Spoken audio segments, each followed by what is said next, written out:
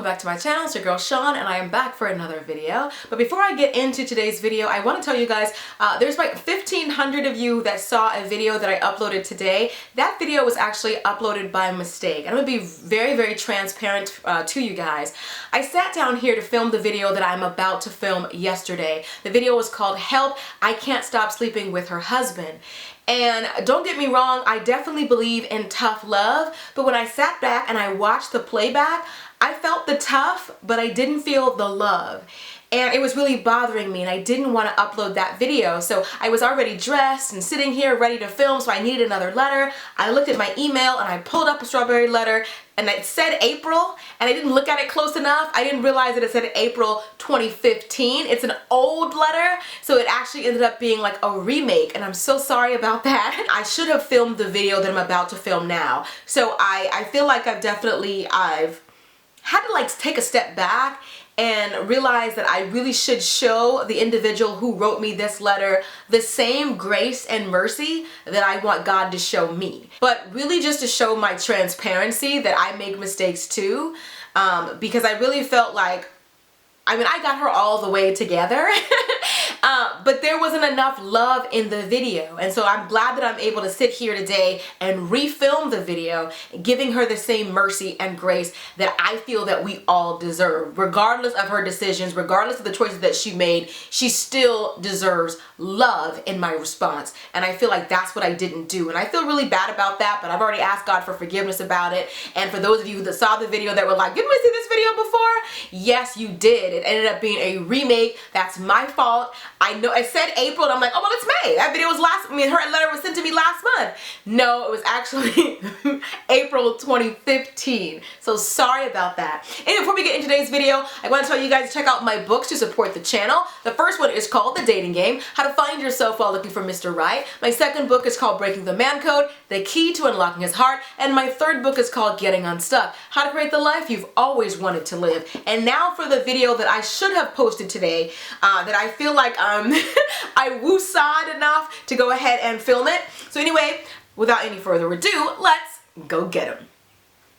Mine is an ugly story. I dated this guy a few years back and we broke up when he impregnated another girl. In my eyes, he had been the ideal guy, looks, intelligence, and we shared the same faith. He went on to get married a few years into the marriage.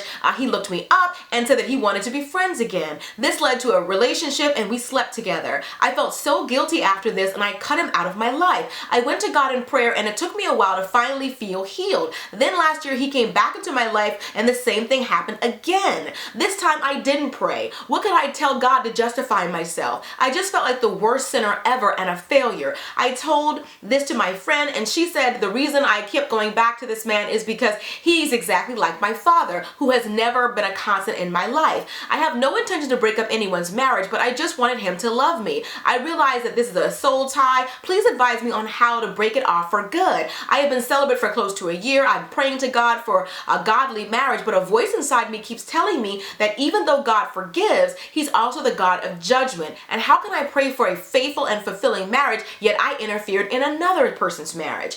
I feel like God will punish me when I get married. What should I do? Please help me. Sorry for the long email, but I had to pour out my heart, and I believe that you will give me godly advice.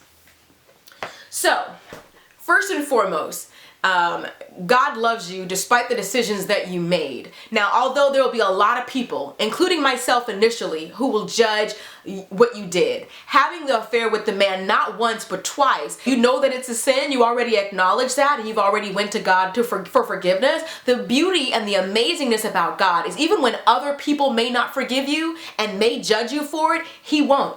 If you're coming to God with a sincere heart about what you did, he will forgive you. I think the bigger thing here is that you forgive yourself. But I cannot completely absolve you of this guilt, and I cannot completely let you off the hook. Now, you knew when you allowed this man to come back in your life, even under the guise of friendship, that this could possibly happen. Because if you felt like your relationship with him was on the up and up, why didn't you insist that he introduce you to his new wife? Like you kept the relationship a secret, and we only hide what we know is wrong. Why did you entertain this person's husband when you knew that you had this past with him? If you know the man is your kryptonite, you can't let him in your life in any way possible. We as women, we know exactly how to get rid of a man who we don't want. Even if you have to tell him, look, if you ever approach me again, I'm going to tell your wife about our affair. I'm going to demand that you tell her. Like, if you really want to get rid of him, you can. And I do agree with your friend. I think part of the reason why you want him to love you so bad has to do with daddy issues that you have. I definitely recommend that you sit down and talk to a coach, a therapist, somebody about healing this wound. I feel like you're trying to fill the void that your father left in you with this man. And you, for some reason, the way that your mind is set up, you go all out, you go full out on guys who will not give you the love that you want. It's almost like you don't think that you deserve it, but you do deserve a man's love. A man that's not going to impregnate another girl while he's supposed to be with you. A man that's not going to marry another woman while he says that he loves you. And another thing, you said that he sounded like the ideal guy, he was intelligent, good looking, and you all shared the same faith. This man doesn't sound like he has any faith.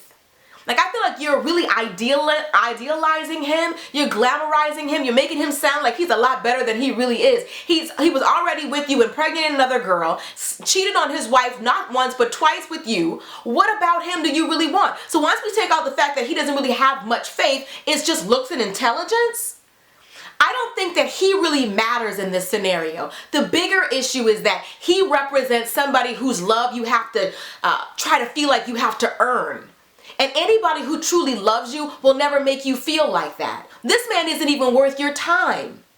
Now, like I said, I can't let you off the hook. I definitely feel like what you did was wrong, and you're going to have to face God's judgment for what you did, because you did interfere with their marriage. Whether it was your intention to ruin their marriage or not, your choices may lead to the demise of their marriage. And if that's the case, you're going to have to take responsibility for that. I definitely feel like you should be talking to someone about these feelings of abandonment and you trying to fill a void in a very unhealthy way. Because if you don't, all you're going to do is get with the next guy who acts like you're hard to love, and another guy and another guy. It's going to be a different face and a different name, but it's going to be the same scenario over and over and over again. Don't just take this and go on about your life. Learn from it.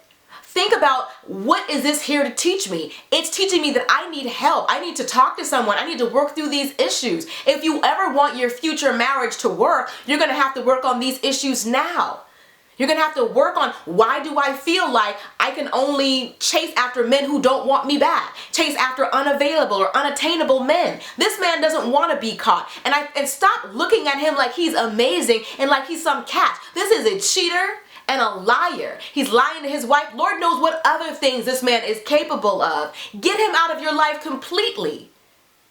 But I feel like you need to be doing the work on yourself to make sure that you don't get caught up in the same scenario, because if you do, then it'll be a choice. A mistake made repeatedly is a choice. And I can't completely let you off the hook. When the man first slithered his way back into your life again, talking about let's just be friends, and you slept with him, when he tried to approach you again, you should have cut it off then. If you know the man is your kryptonite, don't let him come back into your life. And ask God to build up your strength and your resistance towards him.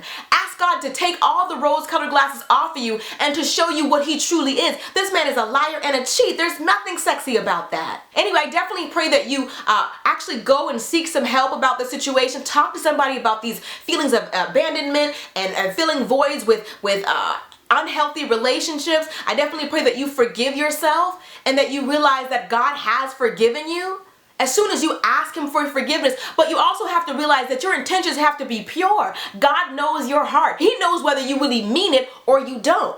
Now, if you are truly serious about changing and not letting this man get back into your life, if you're truly repentant, God will know that. The Bible says, should men sin so that grace should abound? Don't just continue to sin because you think God's so merciful and so graceful, he'll always forgive you. Only if your intentions to change really are pure. Only God can judge you for that. Only God can tell if you're truly sorry, if you're truly repentant, and if you really mean it when you say that you don't want him in your life at all. But the next time he tried to slither his way back into your life, you need to cut him off. You do whatever it takes to keep him out of your life. This man is putting your relationship with God in jeopardy, and nobody should come between you and God, especially not somebody else's husband. Now, you have to take responsibility for this. If you want the man out of your life, you need to make sure that he stays out. Do whatever it takes to make sure that he never slithers his way back into your heart or into your bed. Alright, that's pretty much it. Hopefully you guys have enjoyed this video. Be sure to thumbs up if you did. And also, if you want to support the movement, consider purchasing one of my books. I've written 3. The first one is called The Dating Game: How to Find Yourself While Looking for Mr. Right. My second book is called Breaking the Man Code: The Key to Unlocking His Heart. And my third book is called Getting Unstuck: How to Create the Life You've Always Wanted to Live. Of course, I'll be sure to link all 3 of my books below. And if you're going to be in the Atlanta area on June 30th, I'm hosting a Single in the City brunch at an undisclosed location here in Atlanta, Georgia. For more tickets, more info, and all of that, be sure to check the description box for the official announcement video. It will tell you all the details, where you get your tickets, and what your tickets include, and all of that. I love you guys, and I'll see you all in the next video. Till next time, later divas and dudes. This is Honey.